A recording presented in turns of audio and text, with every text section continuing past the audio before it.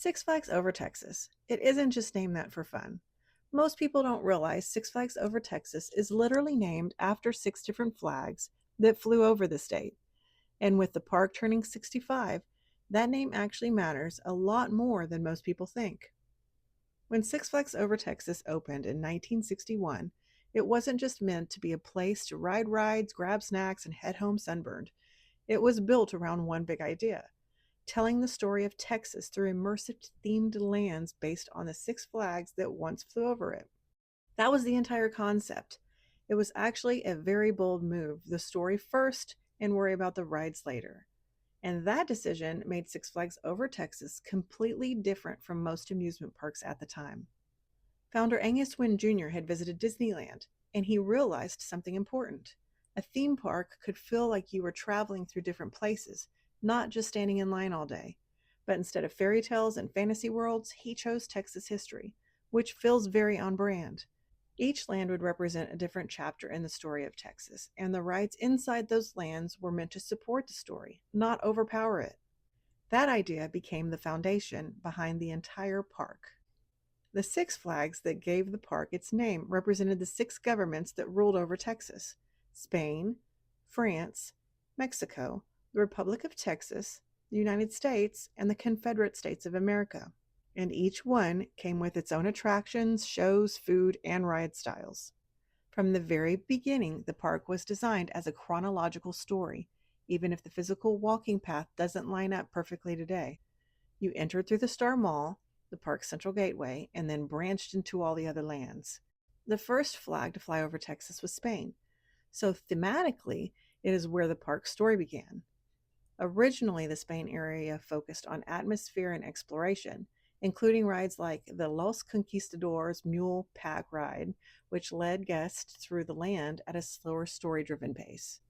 And today, that idea is coming back full circle with the reimagining of the Spain area for the 65th anniversary. They're updating their theme, refreshing the spaces, and adding a new restaurant, Cocina Abuela, that's designed to be part of the immersive experience. The area will also be anchored by Tormenta Rampaging Run, the record-breaking dive coaster that will stand in the new Rancho de la Tormenta, a themed Spanish village setting celebrating the park's storytelling roots while bringing something exciting and new for thrill seekers. Even though this video isn't about the coaster, I bet we've all heard about it and probably seen it. Let me know in the comments if you're excited to ride this coaster. So next came France, which controlled Texas briefly. France was the home of LaSalle's River Adventure and a huge deal in 1961. If you know where to look, you can still spot architectural hints of France buried under the decades of changes. After France, Texas came under Mexican rule.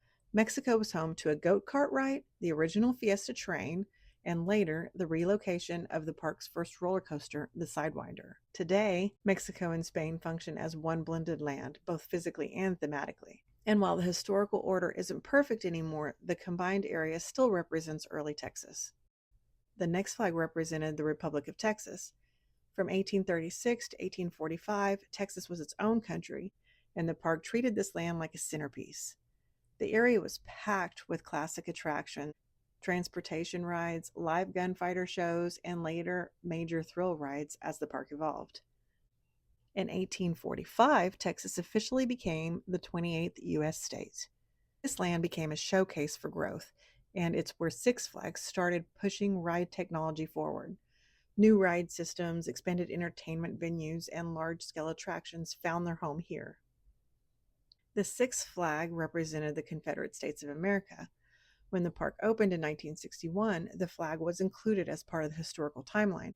Over time, the park removed the Confederate flags and images, and the area became known as Old South, blending with France and shifting focus away from symbolism and toward entertainment. As the park grew, it expanded beyond the original Six Flag concept. Boomtown represented Texas's oil boom and introduced the Runaway Mine Train, the world's first mine train coaster. That ride alone put the park on the map for enthusiasts.